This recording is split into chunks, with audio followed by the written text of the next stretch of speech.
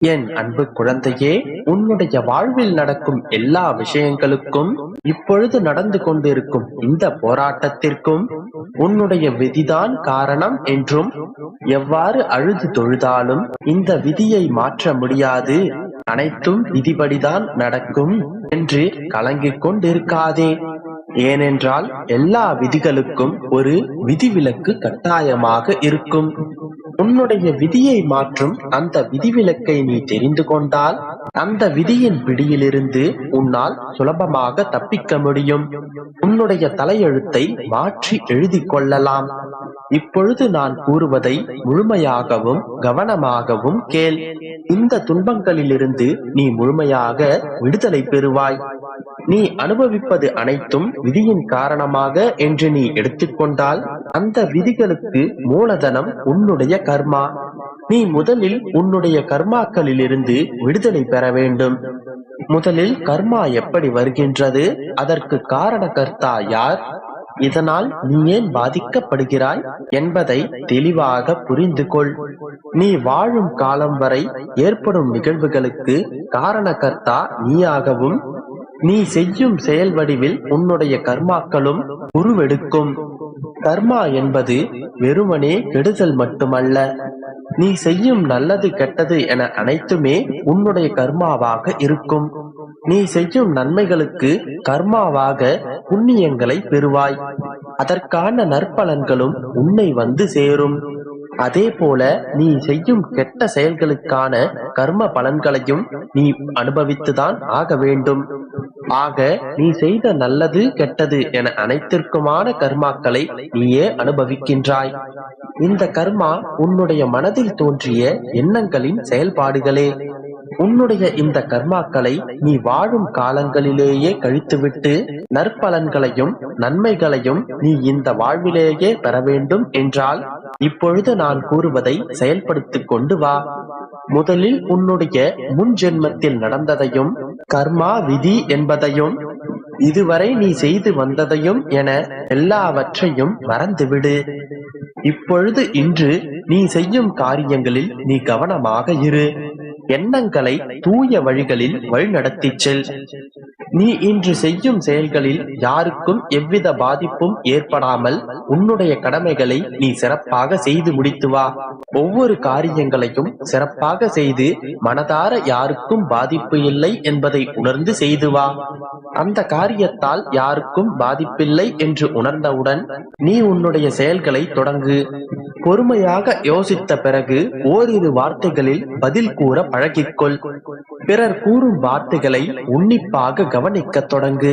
மனதை வெறுமனாக மாற்றி விடுவதற்கு உன்னுடைய எண்ண ஓட்டங்களை கூர்ந்து கவனி. உன்னுடைய எண்ணங்களை அடிக்கடி நினைத்தால் அதுவாகவே நீ மாறி போய்விடுவாய். அதன் பிறகு அதுவே உன்னுடைய வாழ்வாகி போகும். எனவே உன்னுடைய எண்ணங்களில் நயவஞ்சகம் வேண்டாம். அப்படி தோன்றினாலும் அதில் நல்ல விஷயங்களை புகுத்தி வழிநடத்திச் செல்.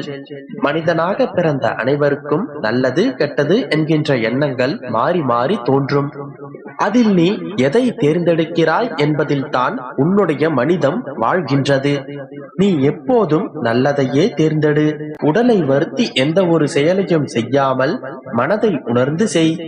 தேவையில்லாத இடங்களுக்கு சென்று உன்னுடைய தேவையை பெருக்கிக் கொள்ளாதே. உன்னுடைய கவலைகள் வேதனைகளை யாரிடமும் பகிர்ந்து கொள்ள தேவையில்லை. அமைதியாக அமர்ந்து இது எதனால் வந்தது என்பதை யோசி. அதனை மனதார ஏற்றுக்கொள். எந்த ஒரு செயலுக்கும் நீயே காரணகர்த்தா என்பதை உன்னுடைய மனதார ஏற்றுக்கொள். வருவதை ஏற்றுக்கொண்டு வாழ்வதற்கு பழகிக்கொள். தேவைக்கு அதிகமாக உன்னிடத்தில் இருந்தாலும் அதன் மீது பற்று வைக்காதே. உன்னுடைய தேவைகளுக்கு அதிகமாக இருக்கும் செல்வத்தை தானம் செய்வதற்கு பழகிக்கொள். உன்னை சுற்றி இருக்கும் நபர்களை தொடர்ந்து கண்காணித்து வா. அவர்களுக்கான தேவைகளை உன்னால் முடிந்தவரை நிறைவேற்றி வா. உன்னிடம் உணவுக்காக கையேந்தினால் உதறிவிட்டு சென்று விடாதே. உன்னால் முடிந்த அளவிற்கு அவர்களுக்கு உதவி செய்து வா. உன்னிடம் கஷ்டம் என்று வருபவர்களுக்கு ஆறுதல் வார்த்தைகளையும் அவர்களுக்கான ஆசிகளையும் வழங்கு. யாருடைய மனமும் புண்படும்படி ஒரு வார்த்தை கூட பேசிவிடாதே. ஏனென்றால் செயல்களால் ஏற்படும் கர்மாக்களை விட வார்த்தைகளால் ஏற்படும் கர்மாக்களுக்கு பாதிப்பு மிக அதிகம். முடிந்த வரையில் உன்னுடைய மனதிலும் பிறருடைய மனதிலும் நல்லதையே விதைத்து வா. உன்னால் முடிந்த அளவிற்கு தர்மங்களையும் தானங்களையும் செய்து கொண்டு வா. இவ்வாறு நீ நல்லது செய்து நல்ல வழிகளில் செல்லும் போது இதுவரை நீ சேர்த்து வைத்த பாவ மூட்டை உன்னுடைய புண்ணிய கடலால் அடித்து செல்லப்பட்டுவிடும். உன்னுடைய பூர்வ ஜென்ம கர்மாக்களையும் இந்த புண்ணியங்கள் கரைத்துவிடும். உன்னுடைய விதியை மாற்றும் விதிவிலக்கு உன்னுடைய நல்ல எண்ணங்களும் நல்ல செயல்களும் தான். இதுவே உன்னுடைய கர்மாக்களை வெல்லும். இதுவே உன்னுடைய விதியை மாற்றும் விதிவிலக்கு. என் அன்பு குழந்தையே, எந்த ஒரு விஷயத்தையும் அதிகமாக யோசித்துக் கொண்டிருப்பதால் எந்த ஒரு தீர்வும் கிடைக்கப் போவதில்லை. அதனால் உனக்கு ஒரு நிம்மதியும் கிடைக்கப் போவதில்லை. உன்னை நிராகரித்தவர்களும் உன்னை ஒதுக்கி வைத்தவர்களும் உன்னை தேடி வரப்போகிறார்கள். அப்படிப்பட்ட நல்ல நேரம் உனக்காக வந்துவிட்டது. குழந்தையே, எதையும் ஏற்றுக்கொள்ளும் மனப்பக்குவத்துடன் தயாராக இரு. உனக்கு இப்பொழுது வரப்போவது நிச்சயம் ராஜயோக வாழ்க்கைதான். என் செல்ல பிள்ளையான உனக்கு எப்பொழுதும் எந்த விஷயத்திலும் ஒரு குறையும் நான் வைக்க மாட்டேன். உன் மனம் கோணாமல் நீ ஆசைப்பட்டதை நிச்சயமாக நிறைவாக நான் மாற்றித் தருவேன். உன் அன்பான குணத்தால் மட்டுமே உன்னை தனித்துவமானதாகவும் மற்றவர்கள் பாராட்டும்படியும் மாற்ற வைக்கும். உனக்கான பாதையை நான் நிச்சயமாக மலர் பாதையாக சுபமானதாக மாற்றித் தருவேன். என் அன்பு குழந்தையே, நீ தைரியமாக எழுந்து நடந்து வந்தால் அந்த இமயமலை போன்ற பிரச்சனையும் கூட வழிவிட்டு நிற்கும். ஆனால் நீ பயந்தோ சோர்ந்து போய்க் கொண்டோ இதை நம்மால் செய்ய முடியுமா என்று யோசிக்கிறாய். இப்படி யோசித்துக் கொண்டிருந்தால் உன்னை சிலந்தி வலை கூட சிறை எடுக்கும். குழந்தையே, எல்லா எதிர்பார்ப்புகளுக்கும் முதலில் ஏமாற்றம் என்ற பரிசே கிடைக்கும். ஆனால் எல்லா ஏமாற்றத்திற்கு பிறகும் பக்குவம் என்ற பரிசு நிச்சயம் கிடைக்கும். இதுவரை நீ எதிர்பார்த்தது எதுவும் நடக்கவில்லை என்று நினைத்து கொண்டிருந்தாய் அல்லவா? அந்த விஷயம் நிறைவேறும் காலம் வந்துவிட்டது.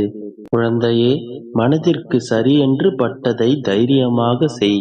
உன் நியாயமான ஆசைகளையும் அழகான விருப்பங்களையும் நிச்சயமாக உன் அப்பா உனக்கு நிறைவேற்றி தருவேன்.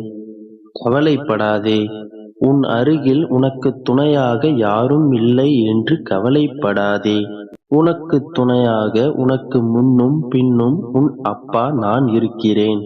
உனக்கு முன்னால் சென்று உனக்கு வழிகாட்டவும், சில சமயங்களில் நீ சோர்ந்து போகும் போதும் உன் பின்னாலிருந்து உன்னை முன்னோக்கிச் செல்ல ஊக்குவிப்பவனாகவும் நான் இருப்பேன். என் மீது நம்பிக்கை வைத்து அனைத்து செயல்களையும் நீ நம்பிக்கையோடு செய். நிச்சயமாக அதில் உன்னை ஜெயிக்க வைப்பது இந்த தந்தையின் பொறுப்பு.